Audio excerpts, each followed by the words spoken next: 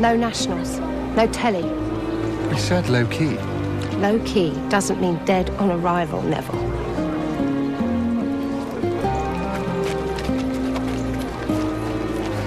So glad you enjoyed it.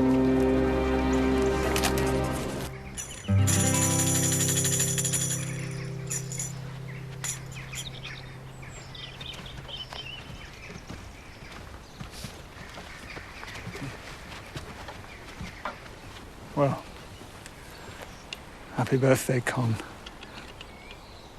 I miss you more than ever.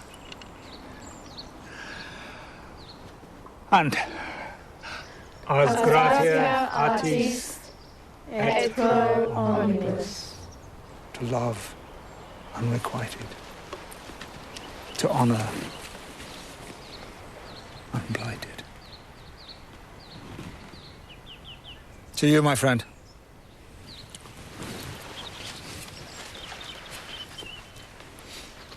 Wonderful. Right, crack out the battle plan and the bubbly, darling. Very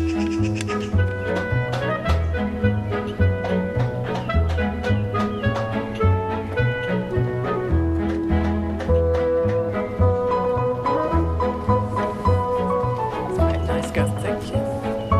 Keep going, Tom. Okay. Everything all right, Cully? Fine. Good.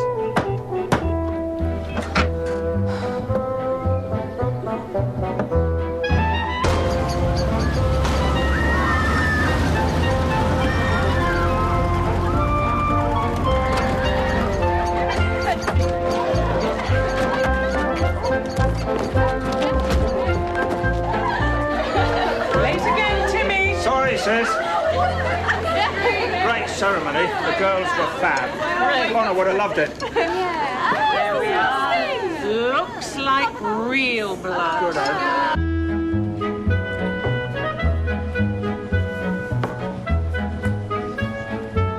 Oh, is everything sorted out there now, Cully? Please say yes, I have a headache coming. Madam, Mrs. Crofton's come to help.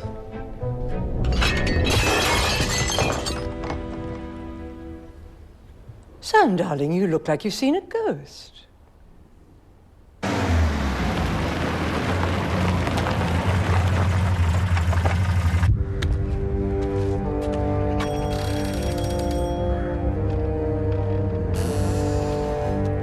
Richard?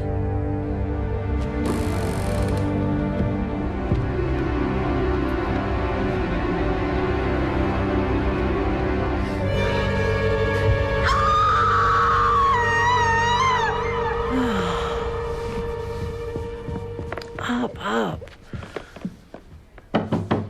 Get that, it'll be Neville. And see if you can find me anything I can eat in its dump. What did your last slave die of? Back chat.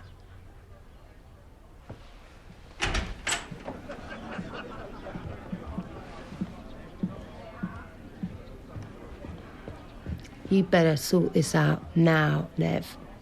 And I'm not staying in this pants pub either.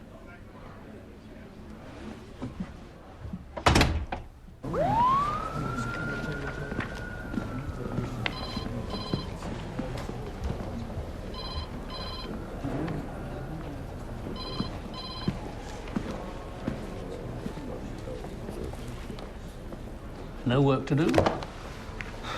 It's research, sir. It's for the festival. Jezebel Tripp's latest novel sees the baddest guys take on the baddest girls for the ultimate battle of the sexes.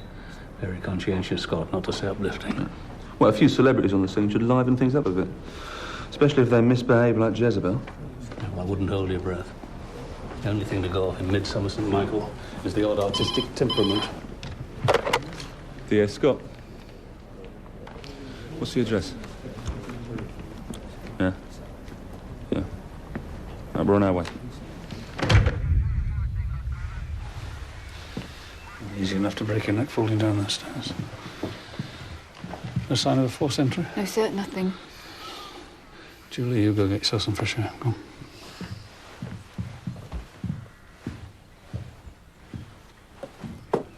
Cup of tea, Mr. Settingfield. You'll feel better for it. Please. with a tot of whiskey, would you?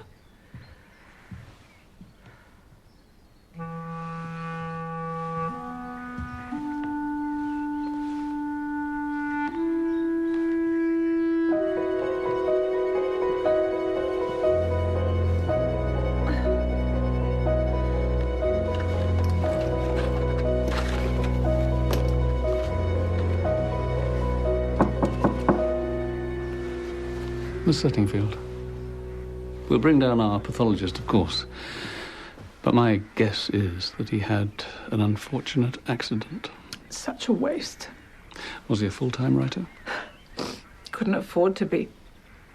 In spite of having won the Maplin Prize 4 years ago.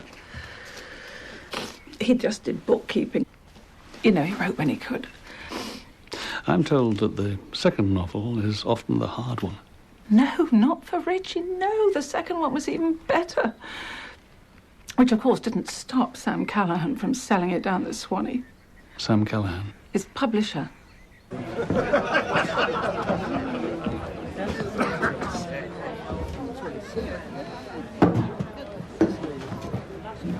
How's my editor? Most loyal. I can't cope with that unspeakable female anymore, Sam. You're referring to our star author? Jezebel's difficult enough at the best of times. We're mad to carry on now. Afraid we don't have the luxury of a choice, Neville.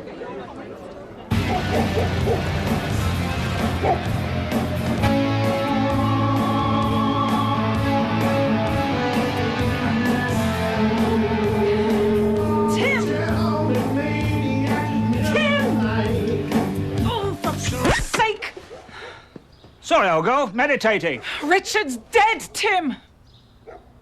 Stefan, the Prussian guard. You must be desperate, Hugo. No, don't be kind. It doesn't help.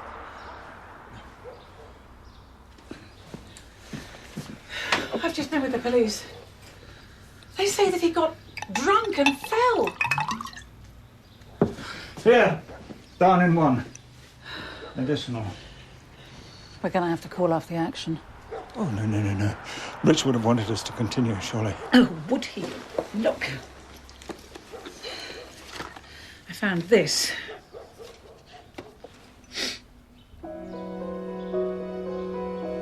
No. It's 99% certain, Tom. It's murder. Result. Yeah, his neck was broken for him before he fell. Now, I know the detective might say you're looking for somebody with lethal training. Time of death? Between 9 and midnight. Sir?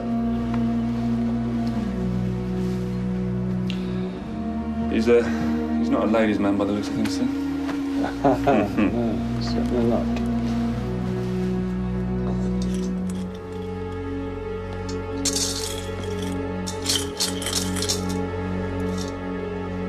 There's a computer missing there. Looks well, hooked or nicked, I wonder.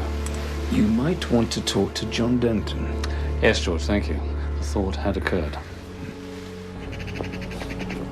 Who's John Denton? John Denton? He's a...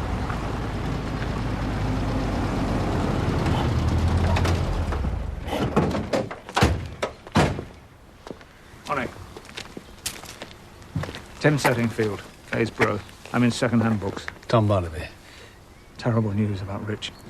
Well, I'm afraid there's more bad news. We now know that Mr. Rackham was, in fact, murdered.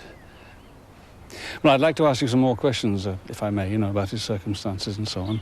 I'm afraid we're due back. I run a crammer up at the school during the holidays, and Tim helps out with the literature classes. Sir?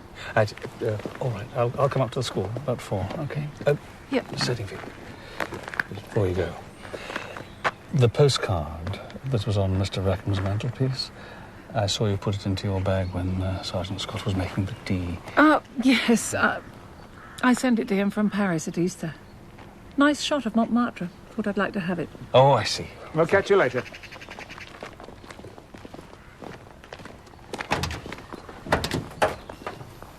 So what did young Julie have to say? John Denton, sir. Apparently he had a stand-up row with a victim in the local pub night before last. Did he indeed? Yeah. So who is he? John Denton was custom troublemaker turned SAS. We had a few dealings when he was a teenager. He's a new man now, though, so Kelly tells me. He's become a writer. Must be a good one, too, I think. He's been shortlisted for this year's festival prize.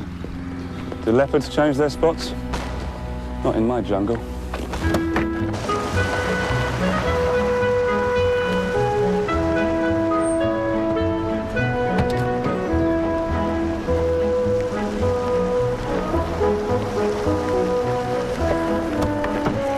Hello, John. Hi, Callie. I finished reading your manuscript last night. I'm impressed. I reckon I'll be plucking pheasants for a while yet. John Denton. Could I have a word, please? In private. Thanks, Kelly.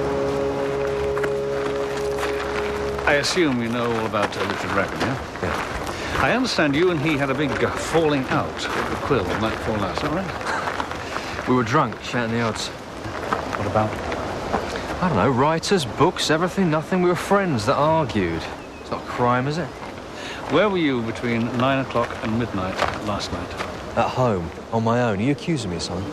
No, John, no, I'm just doing my job. Mind if I get on and do mine? No, OK, you go ahead. He's a bit moody, isn't he? What did you want with John? I don't think that is any of your business, Catherine. Well, he's not a suspect, surely. People are just prejudiced. Well, I'm not rushing to judgment, Cully. Good. Because I like him. She likes him. Aren't you going to warn her off? Somehow, I don't think that would achieve the desired effect. Spit it out, Grace. Has Mr. Mephisto got anything to do with this? Don't call Sam that. He is bad news, Grace. He's gone for the dumb and the dirty, and he is dragging the book trade into the gutter. And dread to think what he's getting you into. He hasn't got me into anything. Detective Chief Inspector Barnaby and Detective Sergeant Scott. Mr. Barnaby, I'm afraid you find us having a tiff among trustees. Class is finished already, Mr. Settingfield. Oh, you know, urgent trust business. I wear a lot of hats. Then perhaps you could explain to us, if you'd be so kind, the exact nature and function of the Maplin Trust. Grace's late husband and my dearest soulmate, Connor Maplin, endowed a charity to promote the work of local writers. Our most important work is the annual literary festival.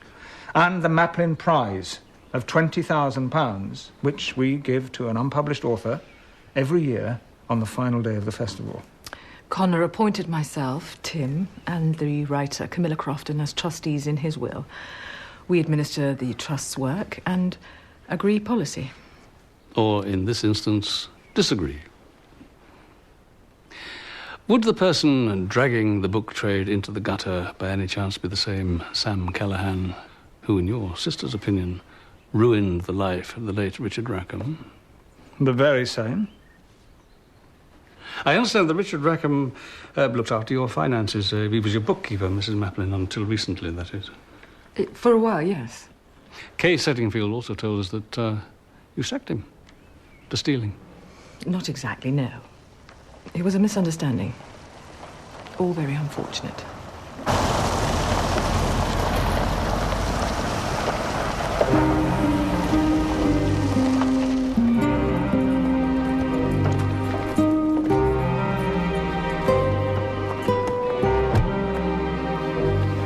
You better help her with her bags, Mrs. Honeycutt. Madam.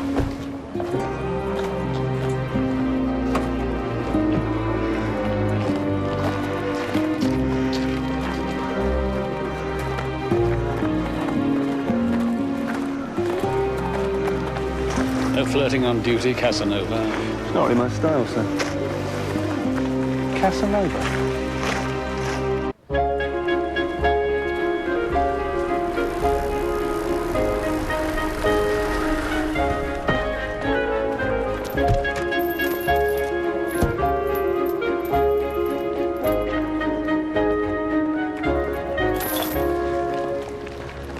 Detective Chief Inspector Barnaby. Yes. Camilla Crofton. I'm a friend of Grace Maplin's. And one of the trustees. And you write historical novels, don't you? And very good they are, too. How very kind of you to say so. Pleased to meet you. I'll see what the landlord has to say about the punch-up, sir. I've just been told about Richard Rackham. Did you know him? We met up occasionally to talk about writing. Have you spoken with Grace Maplin? Yes, I interrupted a sort of contretemps between her and Mr. Settingfield. Par for the course with those two. All right, cheers. Financial check on Rackham. Apparently he had full-on rent arrears and a whacking great overdraft, so there's a possible motive there. House to house? Rackham didn't get too many visitors, apparently, but he did receive one last night. Tall male, left around 9, wearing jeans and red trainers.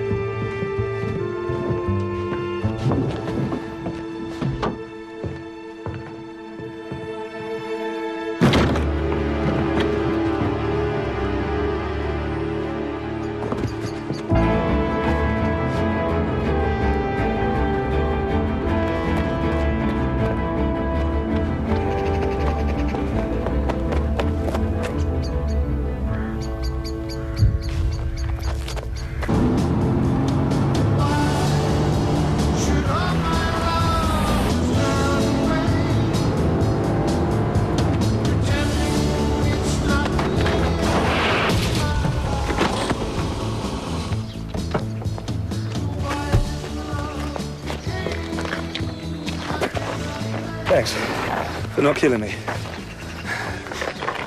I only kill when I'm bored.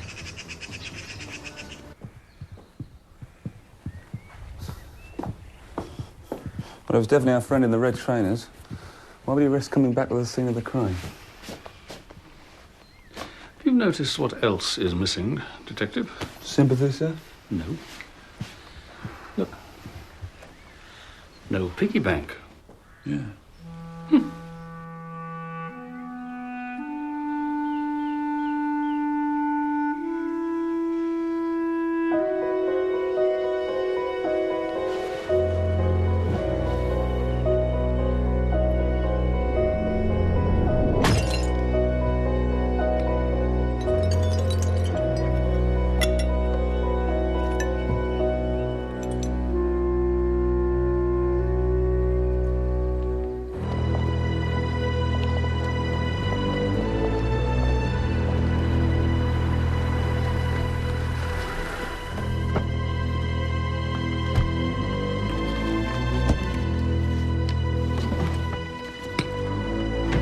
Thank you, Mrs. Honeycutt. Glad to be of service. It's much appreciated. I'll go out by the back. Best if you do.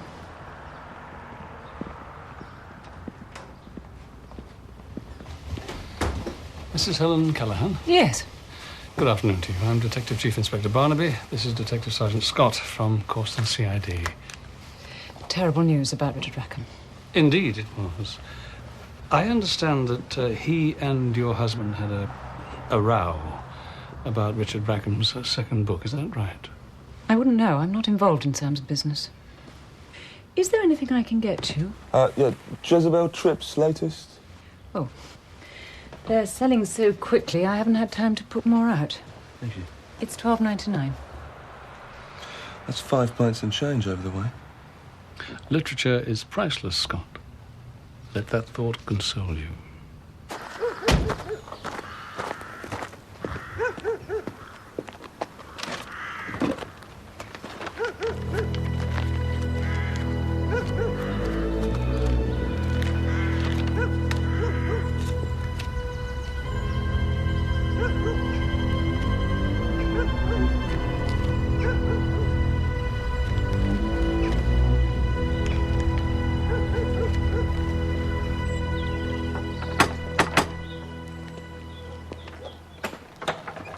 All set? Absolutely. Operation Pen and Sword. I want to be there with you like we planned. Best you remain our silent partner in the circumstances, Jono. But what are we going to do about Neville Williams? You're not going to do anything, old chap. If they find out you're involved with us, it'll spoil your chances of winning the prize. Absolutely. You leave Neville to me and Sis.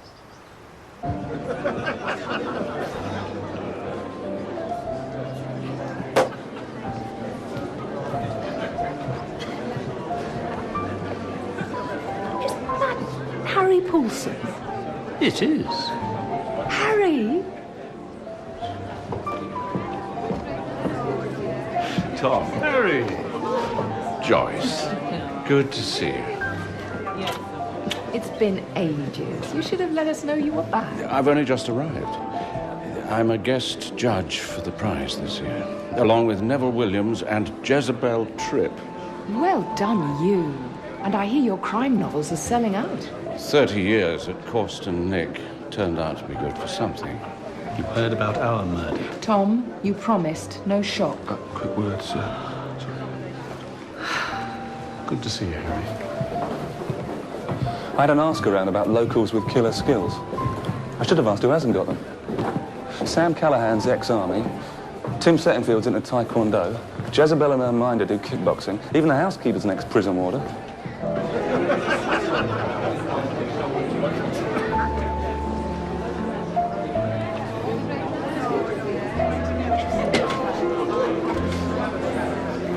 Drinking to forget, Neville, chap. What? The postcard from Montmartre. You know what we're talking about. Time for a chat. After pudding in the library. Be there, or be in deep doo-doo.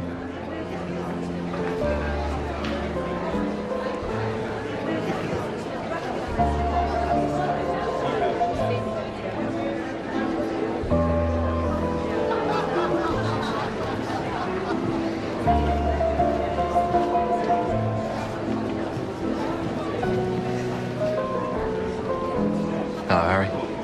Been a while. John, congratulations on your nomination. Thanks. Would have never happened without encouragement from you. Listen, I know it's not really the place to talk, son. I need a big favour.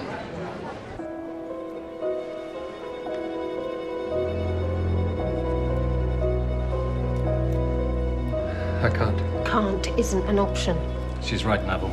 And it has to be before the judges vote on Sunday. Inspector Barnaby. I'm sorry, am I interrupting? Just indulging in a spot of business. While I have you here, Miss Tripp, may I ask, did you know the deceased Richard Rackham? Afraid not. And you, Mr. Williams? We met through Sam a few times. Well, I understand you were at odds with him over his second novel. Is that right? There was a disagreement, yes. He felt we hadn't pushed the book hard enough. But it was all happily resolved. Oh, good. In what way? We had a meeting about a week ago. I offered him £150,000 for a two-book deal. He accepted. £150,000? Well, thank you. I'll leave you to your business. I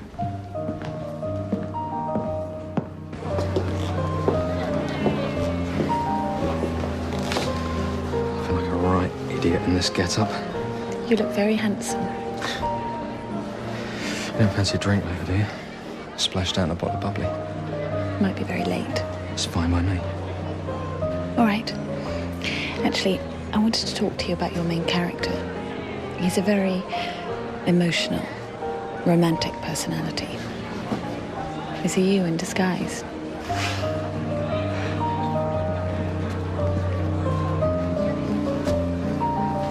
I'll see you later. All right.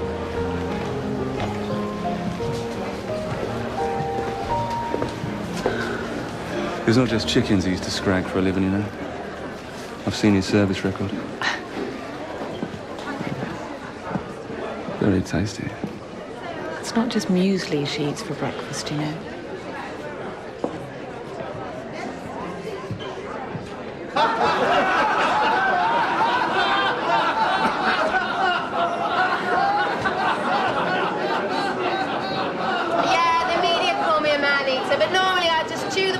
get them out.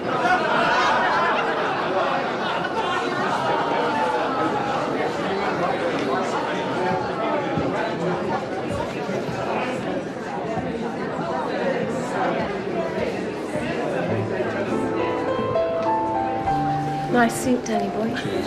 4 months of every year in Tenerife, living like a lord. It sounds like paradise, Harry. The writing must be hard work, though, all that plotting. I don't write the books, Joyce. The ghostwriter does all the graft. All I do is come up with a murder or two and have a read at the end. But you're not a native in some way. No, I moved here with my husband, Oliver, when we were first married, in 1955. Have you got a novel on the go now? Actually, I've stopped writing, more or less. My ex-publisher... Sam Callahan. decided I was a diminishing return. Not young or sexy enough for his marketing people to bother with. Oh, all in all, I'm happy enough to enjoy my sunset years at leisure. Now, if you excuse me, I must powder my nose before the ceremony. It's nice to talk to you, Mrs. Crofton. Camilla, please.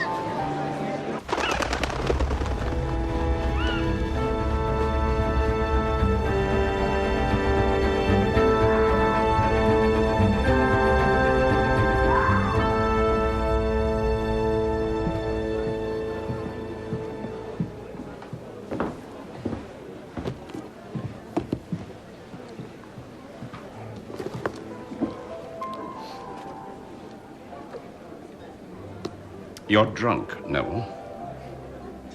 Never bothered you before. Sad about poor dear Richard. Don't stir it. Why not? Time you came out and told the world. I said leave it, Neville. Well, what are you going to do, Harry? Call a policeman? Neville. I'll catch up with you later.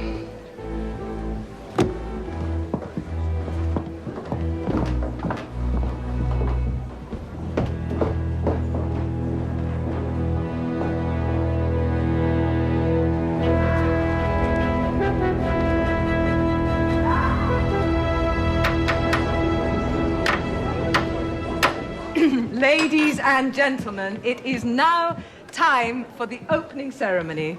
So if you would all like to make your way to the stage area where we can begin. Thank you.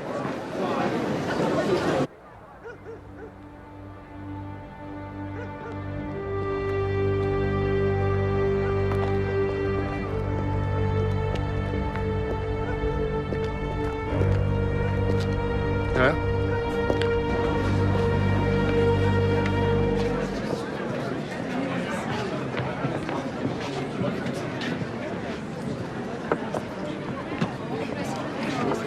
Where's Neville? Where's Jezebel? I've been talking to Harry, Tom. He's making loads of money and he doesn't even write his own stuff. Lucky him. Apparently, in crime writing these days, publishers sell more books if the name on the cover is a real police officer. And all he has to do is think up old cases to turn into stories. Ha!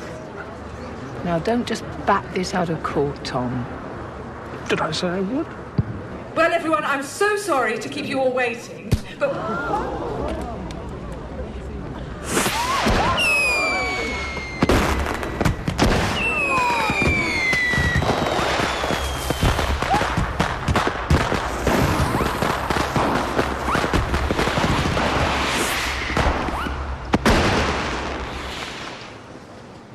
Come on, Carlos.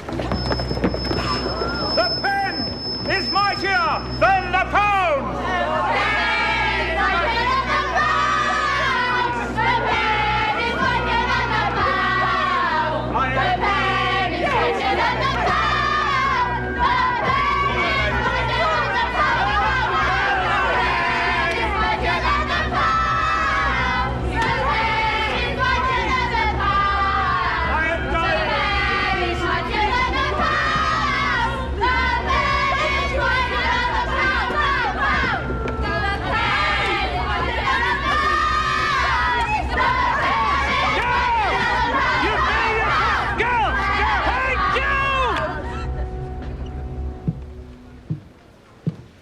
You know she's mad.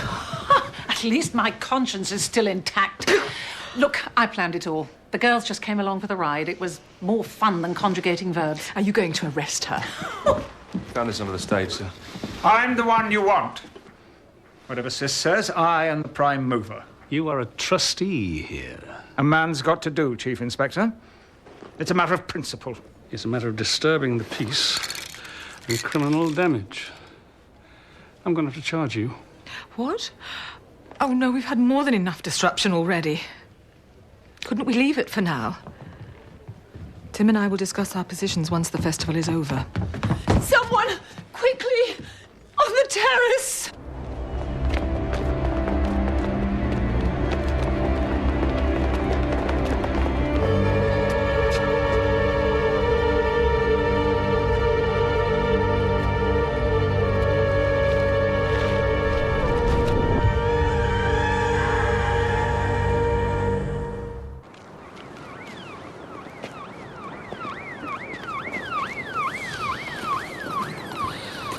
What I really need to know is whether it's the same killer. Well, this one's had his head smashed. So it's two. How do you work that out, sir? Bludgeoning is mostly associated with unpremeditated attack, Scott. Suggests passion, not calculation. Got any idea about the weapon? Something heavy and blunt. Excuse me, Tom. Like a paint canister, maybe? Possibly. I think we should start with the setting field, sir. They were up to something with Neville Williams earlier. Let's check the victim's room first.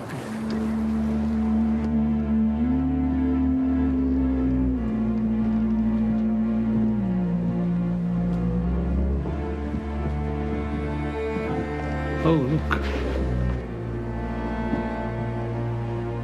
Come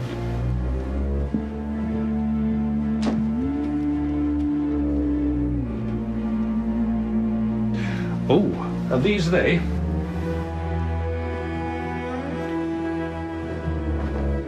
Yes, sir. Rackham's mystery visitor. No sign of the laptop, though.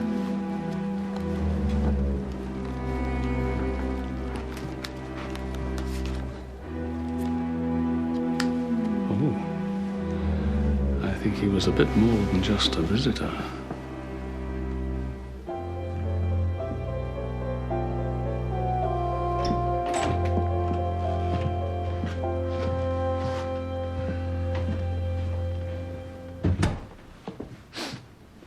Take a seat. We always stood for punishment at school. This is a very serious matter, Mr. Settingfield. I'm not laughing. Mr. Settingfield, that postcard you stole, I'm willing to bet that that was from Neville Williams to Richard Rackham. Am I right? It was a bolt out of the blue, truth be told. I confronted Neville about it after pudding. We thought that Neville was Callahan's spy, using Richard to find out what we were up to. And he denied it, said they loved each other. Is that all you did? Talk? Yes. That's all. No rough stuff. Yeah, can you tell us your exact movements between the end of supper and the beginning of the protest, please? I was under the stage, priming the girls. Who turned off the electricity? Sweet Melody. I nicked a key from Mrs. Atie's office to let her in. Yes, it may seem like a bit of a joke to you, Sergeant, but I'm the custodian of a precious commodity. The honor of a great man. Greed and so-called individualism is killing more than just literature, and I will not stand by and allow Connor's contribution to the cause to be neglected or forgotten. However much Grace may be seduced by our fiendish Faustian friend. Besides which, I am a lifelong vegetarian. I do not kill woodlice, let alone people.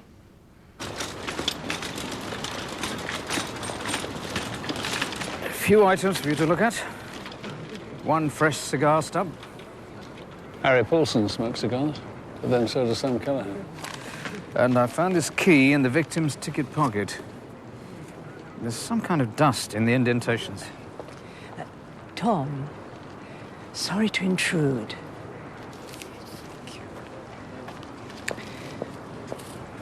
But I bumped into Neville Williams before dinner.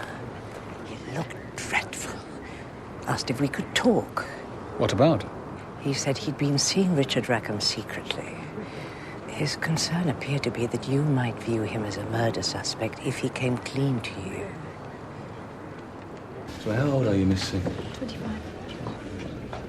How much longer do you think? Oh, no idea.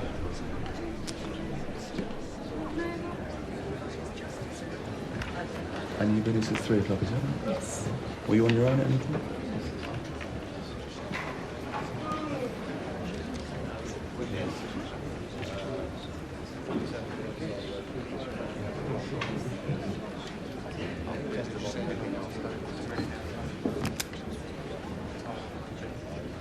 Your guard dog's watching me.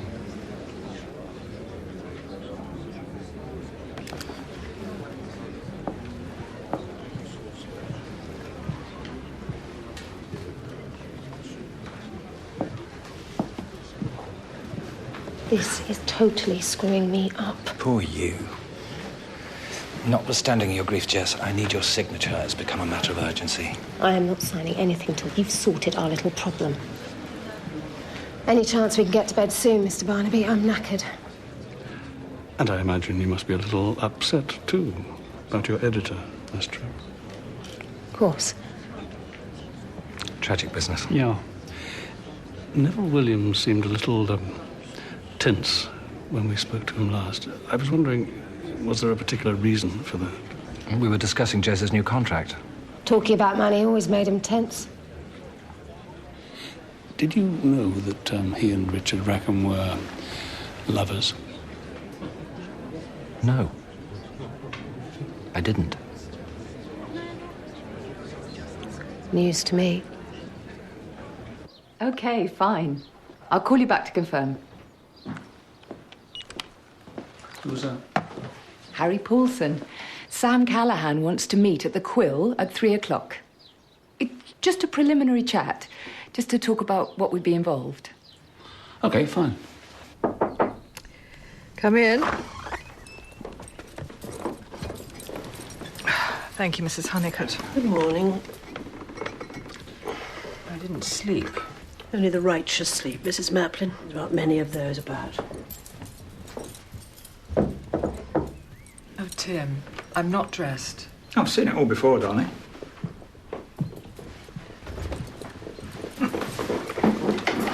What do you want? I've got a splitter. I want to know why you spared me last night. Bad publicity for the festival if you'd been arrested, don't you think? So it wasn't out of love, then? Do you ever give up? Or did Sinister Sam stay your hand for his own foul purposes? Don't despise him, Timmy. Or me. I wish you would trust me. Connor trusted you, and you betrayed him. With me.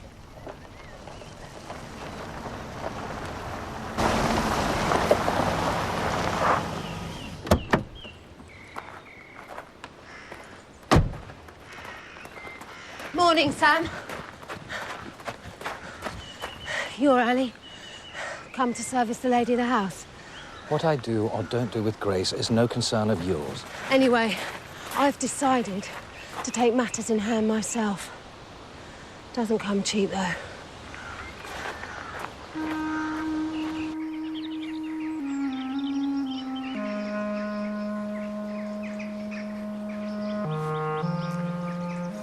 Any news? Yeah.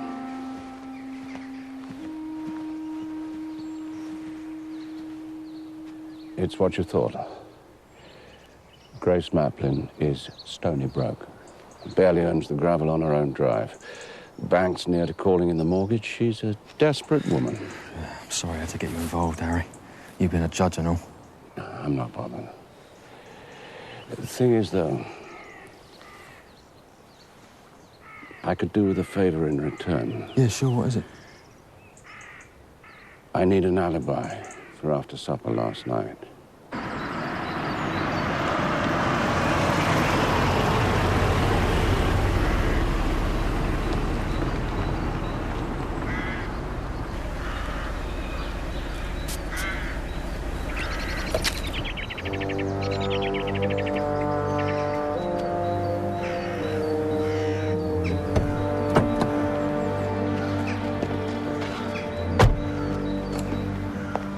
Morning.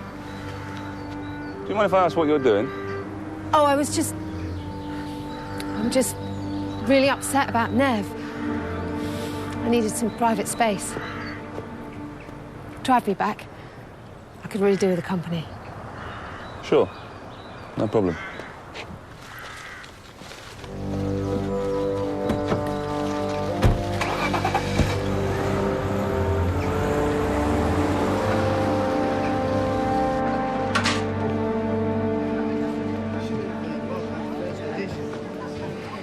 Harry.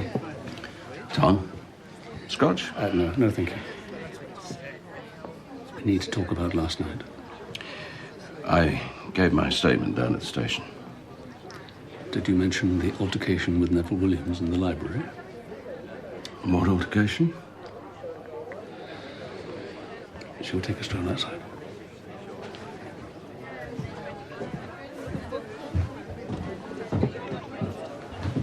Harry, we've known each other now for, what, 30 years? And for most of that time, I've known, well, all of us know, about your orientation. And I can quite understand why, you felt the need to keep it a secret. Can you? But, all right, no, I can't. But my guess is that the altercation with Neville Williams in the library is connected. I knew Richard Rackham, you see. He was my first ghostwriter. And my first... Yeah, I see. What about Neville Williams? We had a brief thing. It ended a year or so ago. Badly? We disagreed about me not, coming out. Did you know that Neville was having an affair with Richard Rackham? No. Those two trying to blackmail you, Harry? No. Where were you last night after your chat with Neville Williams? Yeah, I was with John Denton. John Denton? Ask him. Well, I will. I didn't know you two knew each other.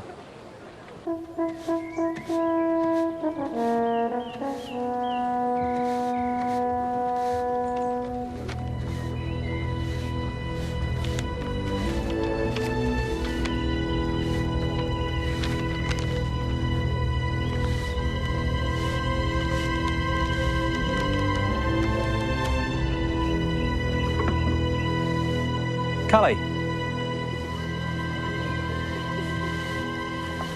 I just saw Mrs. Honeycutt up to something very weird. She just took a whole load of cash off the florist. What is it? Did I say something wrong? No, it's, What? I can't keep a secret, as long as I'm not incriminating myself. Okay, Grace Maplin is in serious money trouble. I think she's got Mrs. H running some kind of scam with the festival suppliers. You're kidding. No, afraid not. My guess is that Richard was sacked because he spotted something dodgy going on. I need proof, though. I feel like a fish out of water. Well, this lot, they don't even know they're born. I come from a school of hard knocks, Me too. Depths of South London. It was touch and go for a while, whether I'd end up on the dark side. Hello, Miss Tripp. Hi. Scott. Security up to scratch, is it? Yes, sir. Fine, no problem. Oh, good. Then we can all get on, can't we?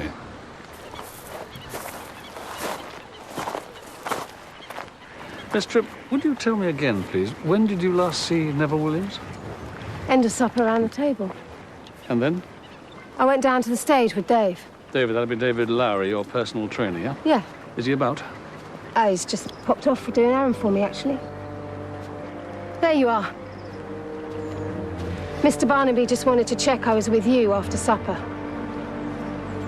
Yeah. Yeah, well, I've got to keep a close eye on the crown jewels, eh? Absolutely.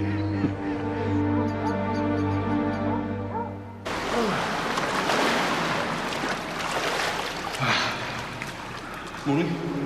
Morning.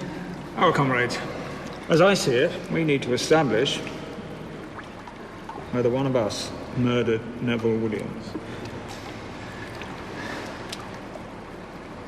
Well, you don't think I... Well, it wasn't us. You said you were going to deal with him. Not like that. We haven't got the training. I had nothing to do with it. All right. Steady the buffs. If it wasn't one of us, it must be one of them. We need to find out more. Thank you for this, Miss Sittingfield. I won't keep you long. I want to ask you if you know anything at all about this. We think it came from a piggy bank belonging to Richard Rackham, but we found it in Neville Williams' room last night. Oh. Do you recognise it at all? No. I mean, it could have been for anything, couldn't it? Isn't it a locker key? Sorry to interrupt. Kay kindly opens the pool to locals in the summer. We all have a locker key. This is mine. 84.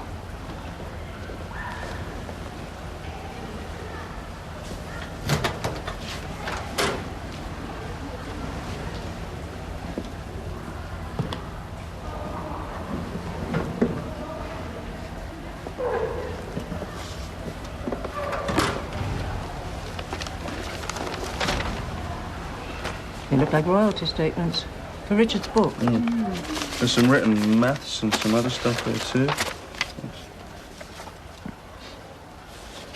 What's that?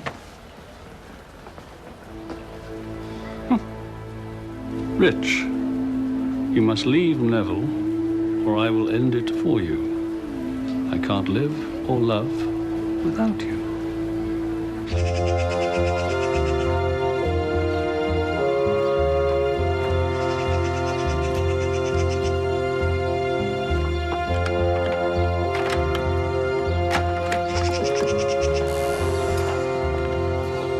You promise you'll tell her as soon as the festival is over, Sam.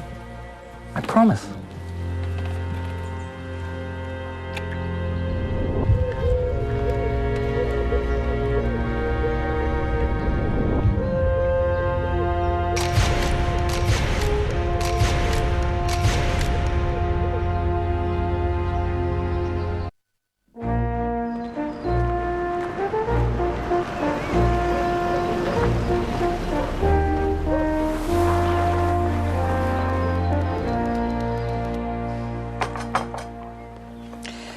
So, Tom, how can I help? I'm confused, Camilla, about these royalty statements. Why would Richard Rackham want to keep them hidden in his locker?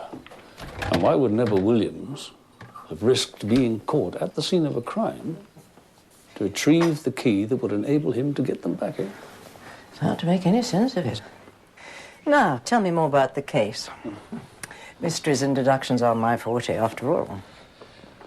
Well, we think our killer's a professional. He's a trained expert. Oh. What's your view of John Denton? Not your idea of a likely murderer? Who else had motive? Harry Paulson may have had. He's gay too, isn't he? He's had affairs with both the victims, and he's anxious, very anxious. Keep it secret. Blackmail? Sounds promising. There is another blackmail possibility. Richard Rackham blamed Sam Callahan for the failure of his second novel, yes? Perhaps Neville Williams did so too. They might have found some irregularity in the accounts and tried to make Callahan pay to keep them quiet.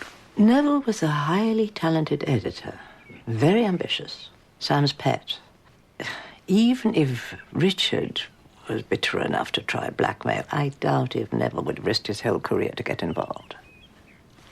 Fair point. No, surely the billet doux we found is your strongest clue to the killer. Sugar?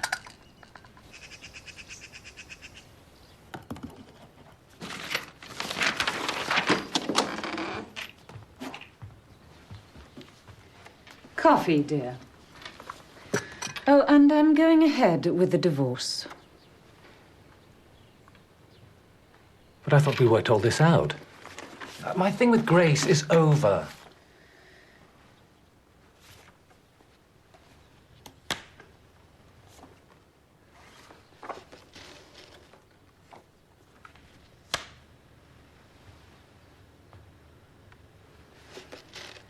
Helen, I'll stop it today. Sam, please don't lie to me. It's very tiresome. That'll be Mr. Barnaby. He called on the other line.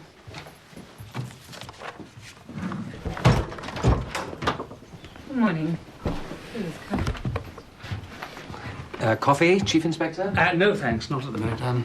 Just got a quick question I'd like to ask you, please, if I may. It's about your business.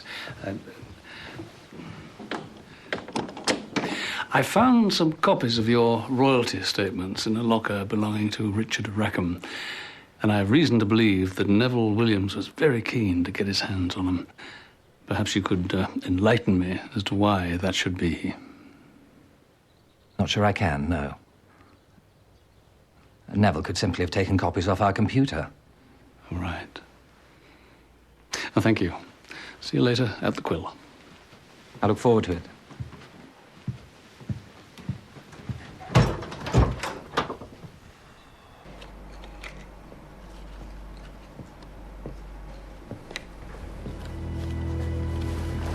Are you hiding from Mrs. Honeycutt? There's no hiding from Mrs. Honey? Honey? What about now? Perfect. I'll make sure she doesn't come in.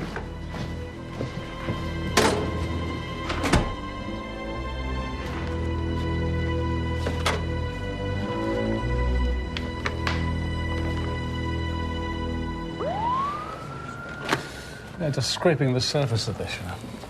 You should dig deeper. Have more chats with the Settingfields. Get some checks done on Jezebel and Callahan and the prize judges, the whole lot of them. All right, I'll get on it. You got any joy on those? Yeah, I got onto a bloke from fraud. Now, the royalty statements are definitely kosher.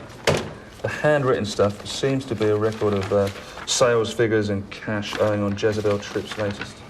But I wouldn't mind a slice of that action. Why? Why would Richard Rackham be keeping Jezebel's accounts? Presumably provided by Neville Williams, eh? It beats me. But the graphologist's report on the love letter makes interesting reading. Oh, aren't they wonderful? A left-handed female wrote it. And Kay Settingfield said that Richard Rackham was definitely bisexual. So now look at the forensic report on the cigar stub. Purple lipstick? Yeah. Jezebel Tripp's favourite colour.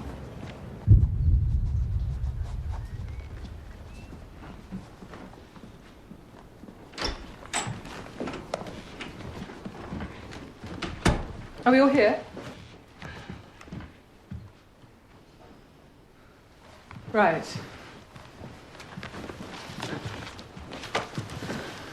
Well, I suppose we should formally declare the judging panel in session. As you know, we've got quite a lot of informal consensus. 3 votes for John Denton, 1 for Sally Singh.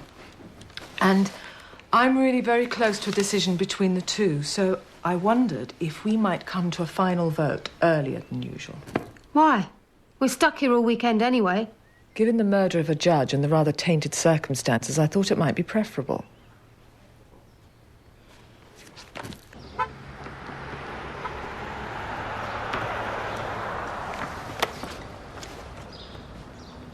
Well, I hope you enjoy Barbados. I'm sure I shall.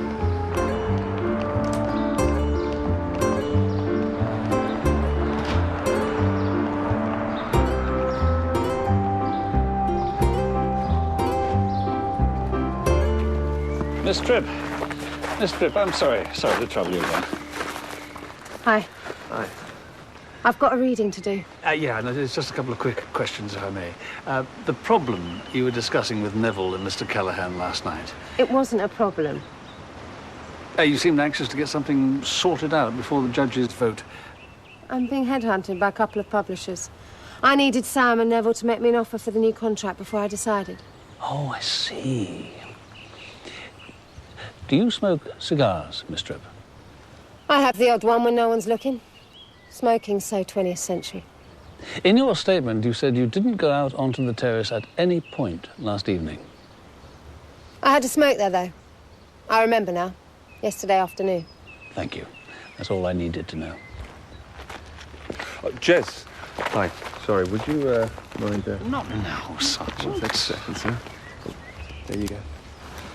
Darling Danny. Love, Jez. There you go, Danny boy. Thank you.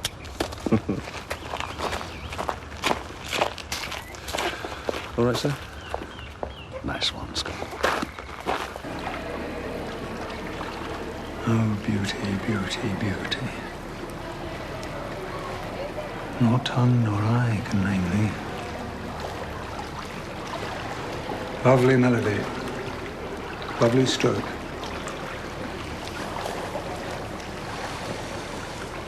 Eyes down, Timmy. John has some news. Greetings, comrade. Grace is ripping off trust funds and pocketing the cash. She's using Mrs. Honeycutt to help her do it. No. I've seen it with my own eyes, Tim. And I'm not the only one. Cully. Is this wise, comrade? Miss Barnaby? It's true, Mr. Settingfield. Mrs. Maplin's suppliers are charging the trust way over the odds for pretty much everything, and splitting the difference in cash with Grace. Mrs. H is her go-between.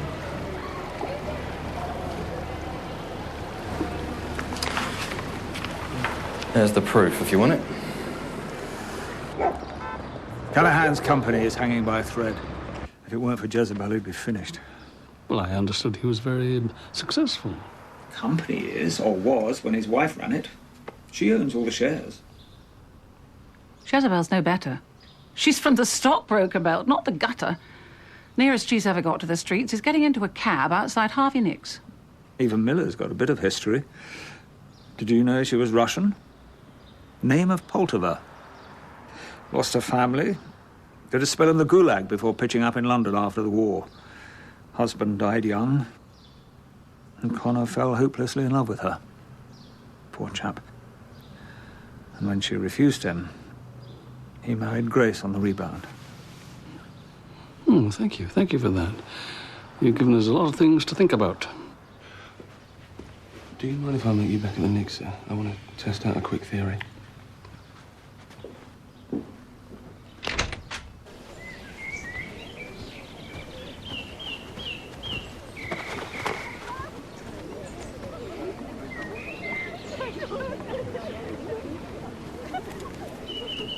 Jezebel. We've got to delay our plans. Barnaby's too close. No way. After tomorrow, it'll be too late. If you don't cooperate, I can always open negotiations with your other half. Try it, and you're a dead man.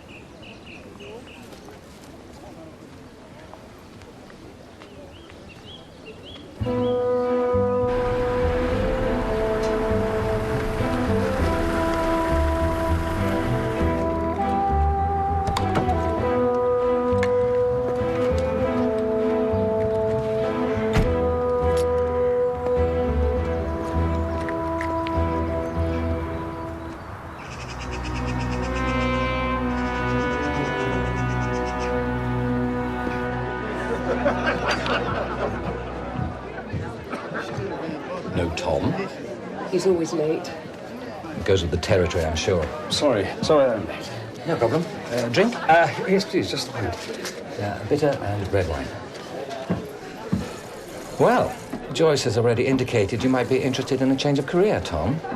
Yes, well, I would be willing to consider it, yes, with the right company. Good time for a move now, as Harry will tell you. Crime is hot. Real-life cops are hotter. And you couldn't do better than Callahan DeVere.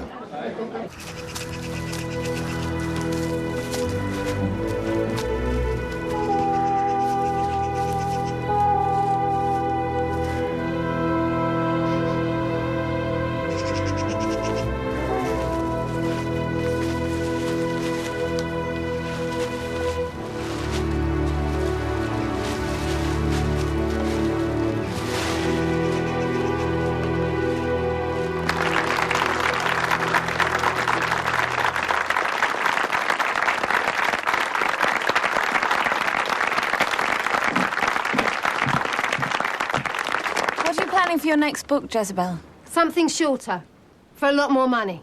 You think I'm joking? Right, everyone, I'm afraid we've gone a little over time, so I'd like us all to thank Jezebel, and you can all take a break. Thank you, Jezebel.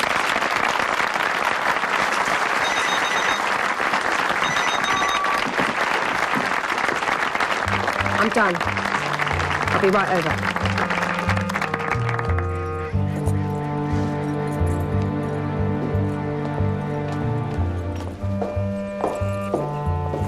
Thank you, Mrs. Honeycutt. Things are moving on rather quickly. So they are.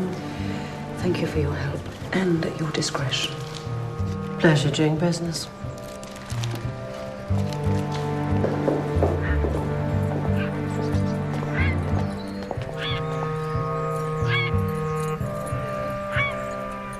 Okay, let's go.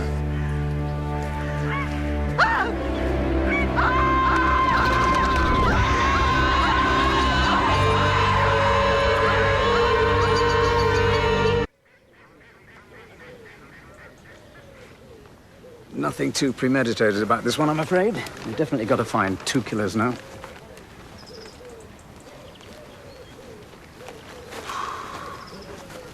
Well, band goes our table for 2 at Sergio's tomorrow night. Oh, my theory checked out, sir.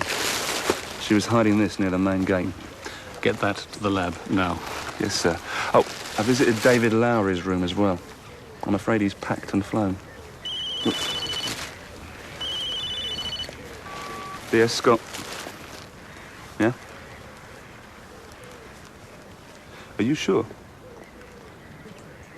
All right, cheers. That was the graphologist, sir. Apparently, Jezebel didn't write the love letter after all. Dad, I'm a bit busy, Cully. it's about Jezebel. And Sam Callahan. It was a bartering session, that's all. She was trying it on, and I wasn't playing. We weren't arguing, Barnaby, we were negotiating. What did you mean when you said open negotiations with Jezebel's other half? Who was Jezebel's other half? Oh, just another author. Look, why on earth would I want to kill Jezebel? She was my biggest banker. Sir, call from the lab. Yeah? They found a match for the print on the murder weapon. Already? Yeah. Well, apparently it was already on the system.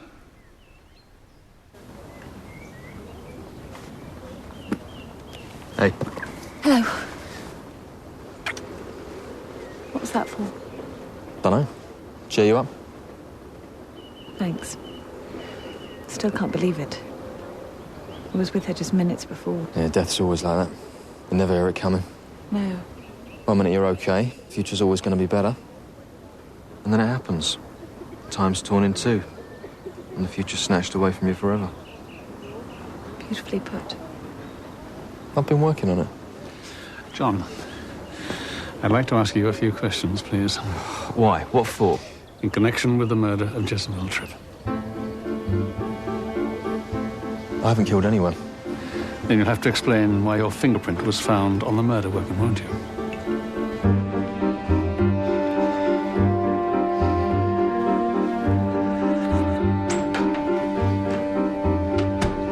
I helped to put the marquees up, Mr. Barnaby. Of course my prints will be on the pegs. The lab confirms your print on the murder weapon, but not in blood.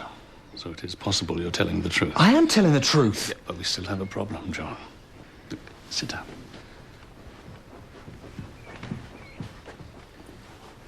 It's just like old times, isn't it? You tell me, please, what you were doing between 2 and 4. And I'll need to be convinced. Would talking to your daughter convince you? First, we followed her to a travel agent in Causton. Then we went and spoke to Tim and Kay Settingfield. And later we watched her meet up with Mrs. Callahan at the lake. I was with him the whole time. Well, he might have told me straight away, mightn't he? I told him not to say anything to anyone. I knew you'd disapprove. Well, it's not my disapproval that matters, is it, Cully? It's keeping quiet about what Mrs. Honeycutt and Grace Maplin were up to.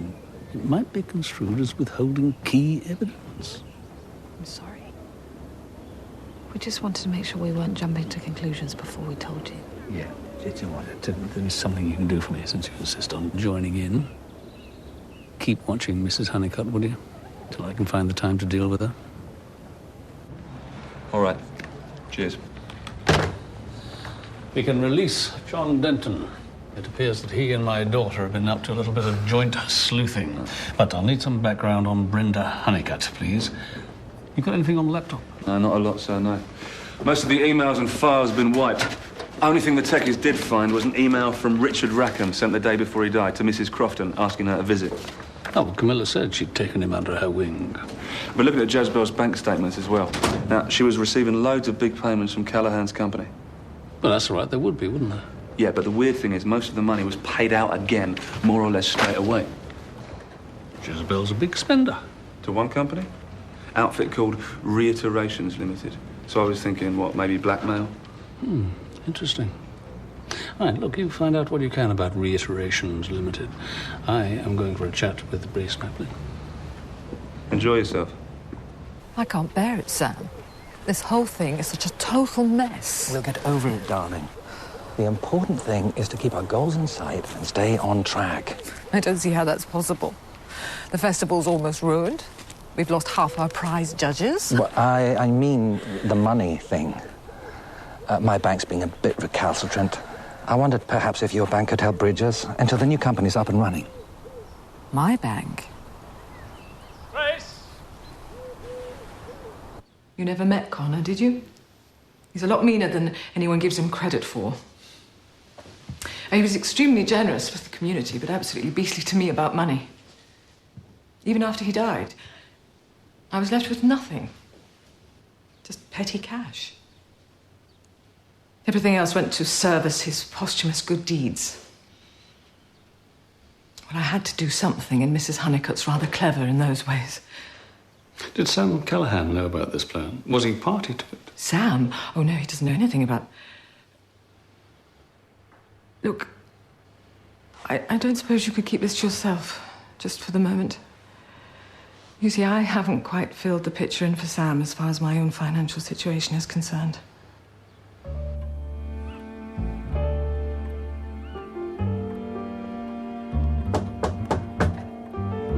John, it's me, Cullen.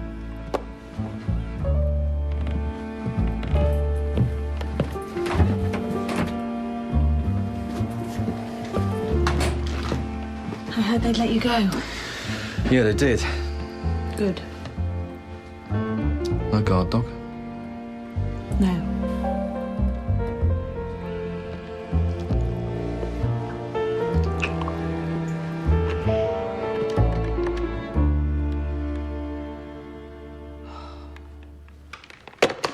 Damn you, Sam Callahan. Yes. Mrs. Callahan to see you. What? No, I can't possibly see her. It would be best all round if we did talk, Grace.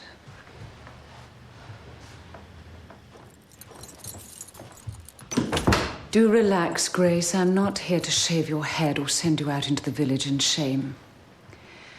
I've come to tell you that you're welcome to my husband.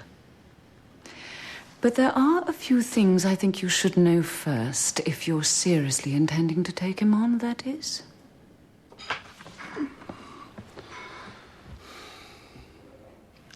I can't live or love without you. Supper's ready. Of course. Barnaby. Scott. Camilla.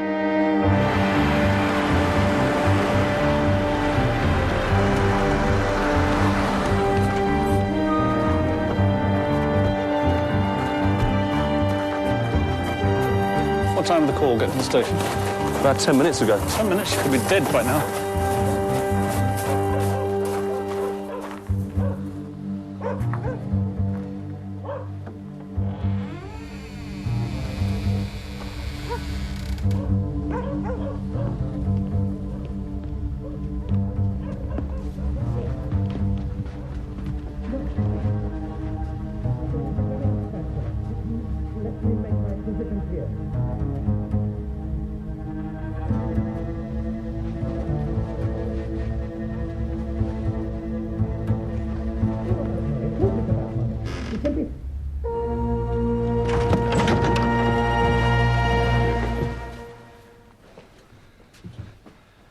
Tom, is everything all right? Well, yes, I suppose it must be. Your alarm was set off. There was an intruder, yes. But luckily Sam turned up to see how I was. He confronted the man and off he went. That's very courageous. I just bumped into him, really. Description? I didn't really notice. Well, Scott, we'll take a look around, make sure everything's secure. I'll call back tomorrow morning, if I may, sir. Make sure you're okay. Many thanks, Tom. I'm very grateful.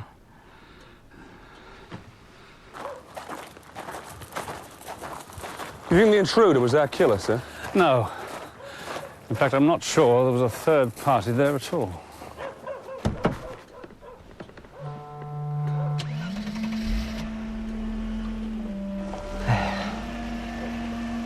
You're saved. So what happens now? I'm going to do a deal with you, sir.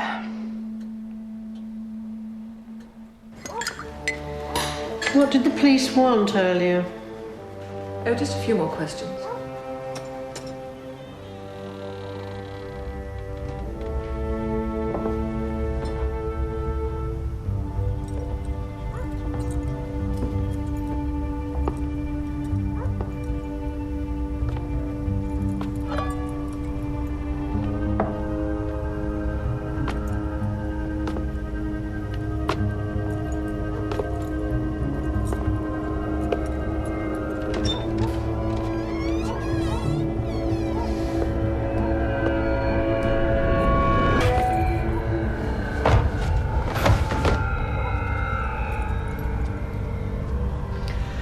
Call the police.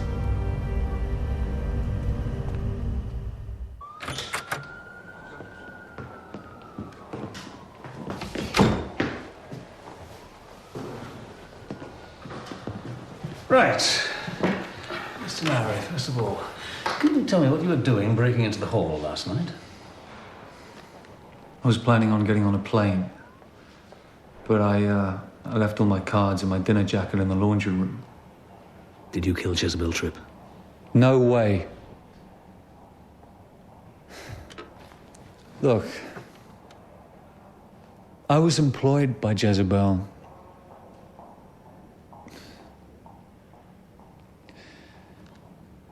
I'm not a fitness trainer, I'm a writer. She picked me up in a bar one night a few weeks back. So what sort of job did you really do for her? I was going to be a ghostwriter. It was a one-off opportunity. But she needed a cover for me so no one would find out. Which was just about okay until we came here. And I don't know, Jez and Neville spent half that time whispering or arguing. And then Neville was murdered. And she's demanding I take a laptop from his room and start wiping all this stuff. She's getting more and more uptight. And then she gets killed.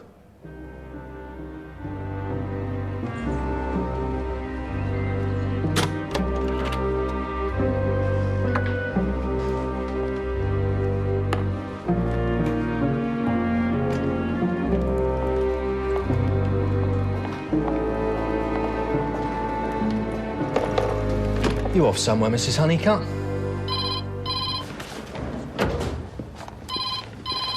D.S. Scott. Hello, Callie. You've done what?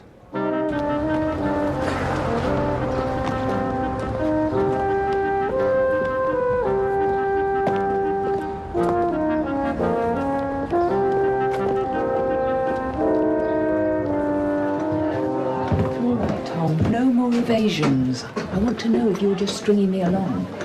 Stringing you along? I'm interested, but I'm not convinced, put it like that. And this case has shown up the publishing world in a rather ambiguous light. Well, you can't make assumptions about everyone just because there's been a few murders. Oh. Mr. Barnaby. Mrs. Maplin. I'm terribly sorry to interrupt, but it's rather urgent that I talk to you.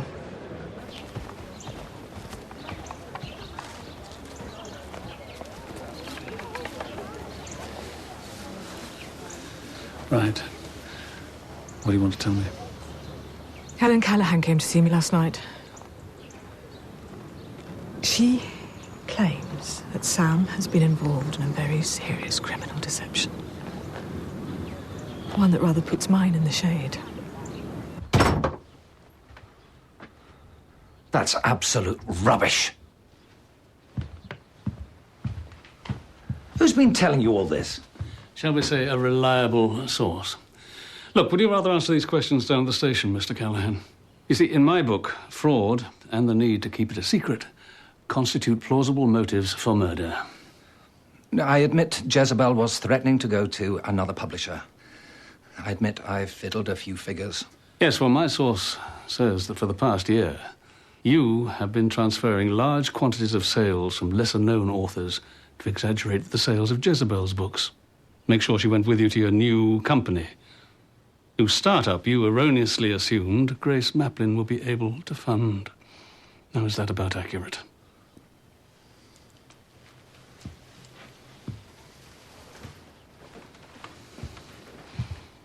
So, were Richard Rackham, Neville Williams, were they the first to discover this? And did you, Mr. Callahan, did you commit murder to avoid exposure? Richard and Neville found out what I was doing, yes. They blackmailed me, yes. The price was a contract for 2 new books for Richard. I agreed. End of story. Enjoying the book? I don't think enjoying is the right word. How did you get on with Harry's? I thought it was a bit predictable, you know. I'm looking for inspiration, to tell you the truth.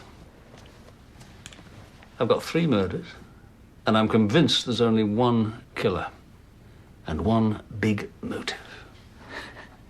This really is the most awful tripe. Listen. Philo hauled her beautiful but battered body onto the starship, doubling forward with the pain.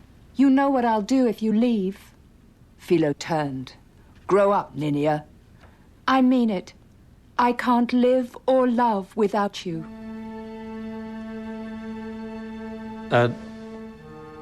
Read that last bit again.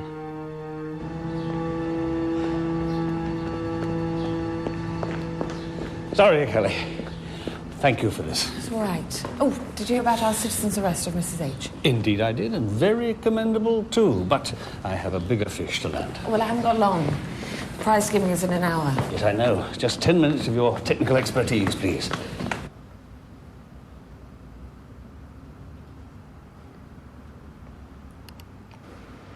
How far back does it go? 1945. Can you find a reference to a specific name? Yeah, just type in a keyword. Kian Poltova. It's Poltova.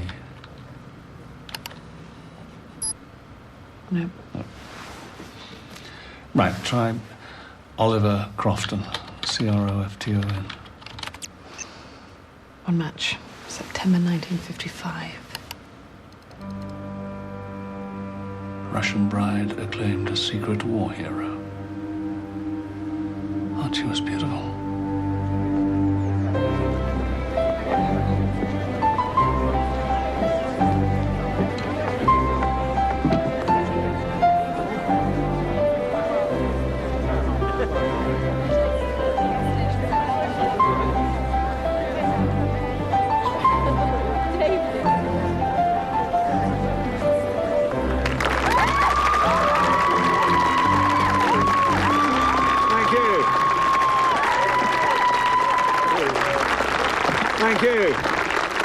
Thank you, Midsomer.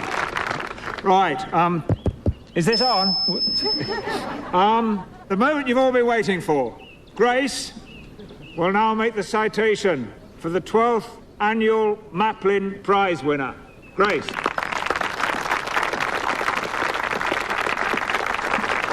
The winner of this year's prize deserves praise on several counts.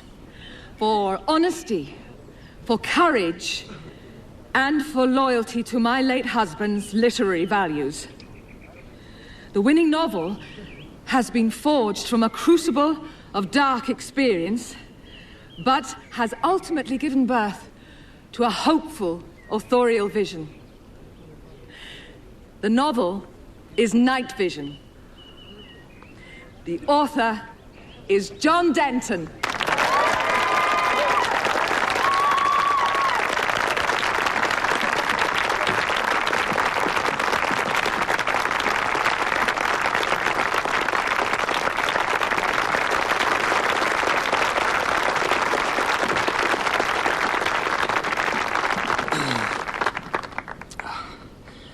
Phew. Well, I'm really, well, I'm stunned, actually. Well, I'd just like to say thank you. And I'd like to take a moment to remember Connor Maplin.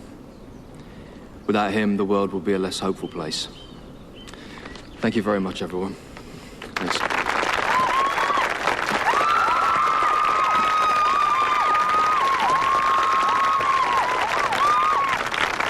The Trust this year is awarding a further special prize to someone whose literary career is matched only by her commitment and loyalty to the Trust. Camilla Crofton, ladies and gentlemen.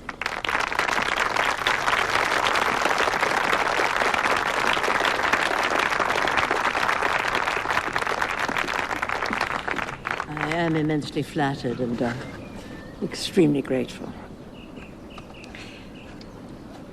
To be perfectly frank, my kind of output, as it is now called, has long been out of fashion. With publishers, at least. In connection with which, ladies and gentlemen, I have a story to tell you and a confession to make.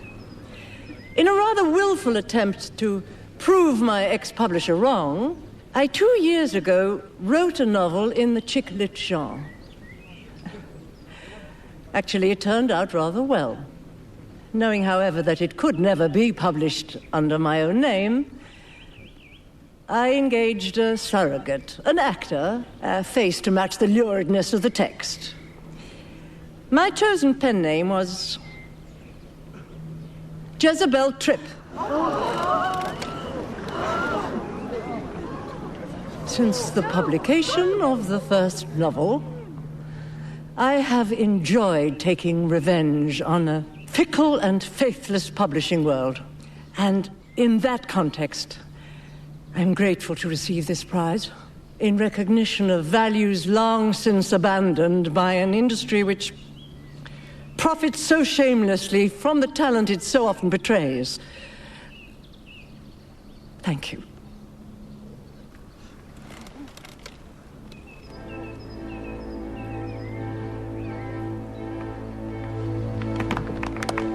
Bravo! Bravo! You know what's going on, sir? Yes, I do.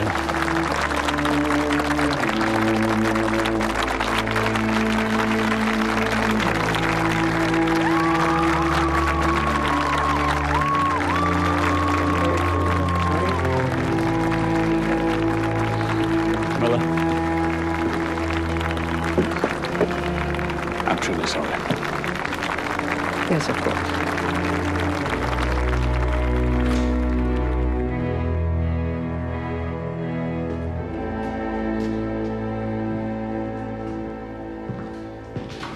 Thank you.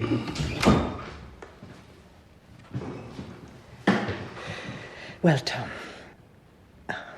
Detective Chief Inspector Barnaby. How shall we proceed?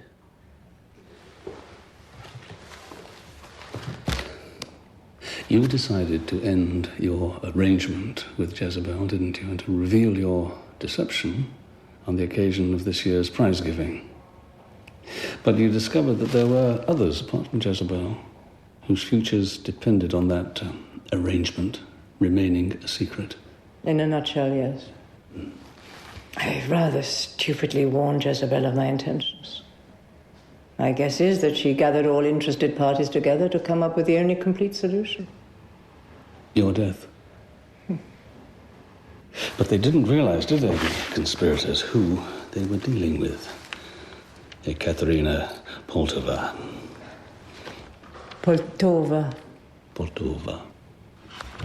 Teenage survivor of the Gulag, who escaped to work as a field officer with the Wartime Special Operations Executive before coming to this country.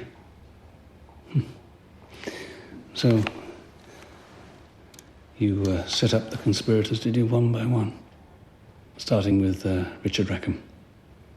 You kept your appointment with him, and then you murdered him. No, there I would have to disagree with you.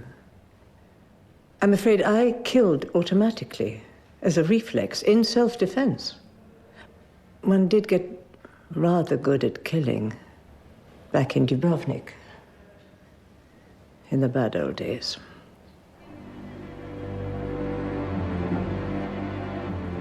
And poor Richard's attempt was extremely amateurish.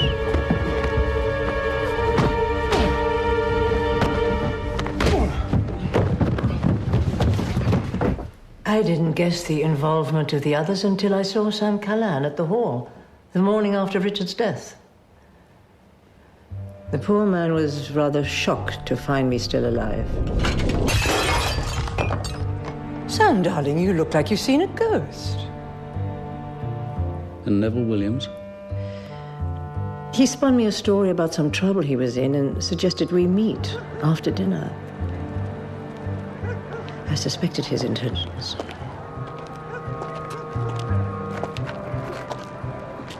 You came?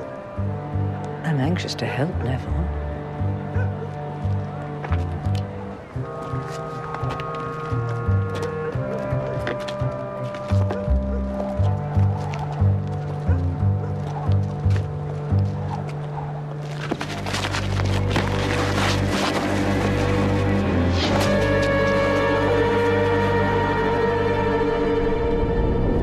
It was all rather inconvenient.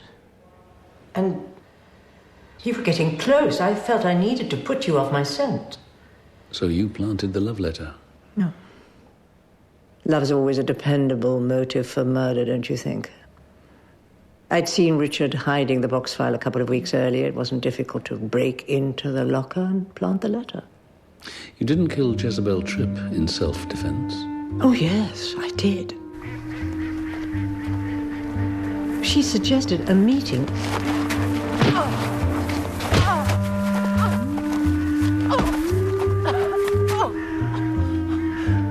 I didn't count on John's prints on the tent peg, of course.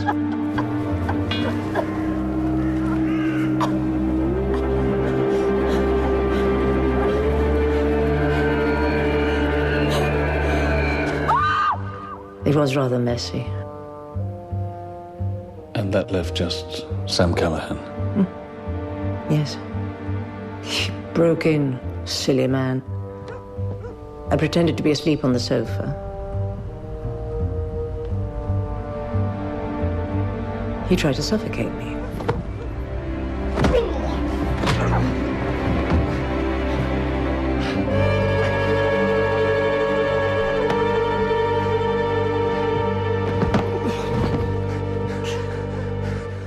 I knew you weren't convinced by our intruder story, but at least I managed not to kill again. Instead, I made a deal. My silence in return for my moment of glory. I'll have to charge you. Quite right that you should. Though I'm hopeful that a good jury will accept a plea of self-defense. And I have no real regrets.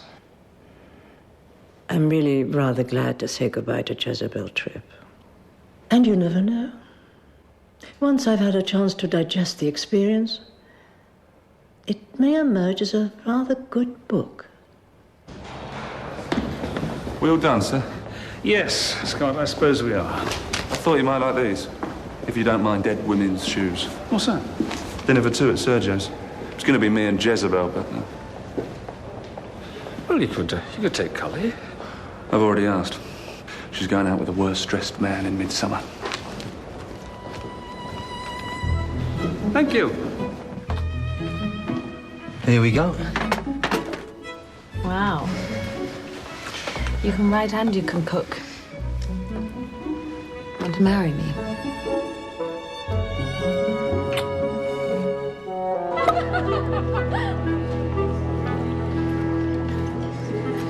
Well, this is a nice surprise.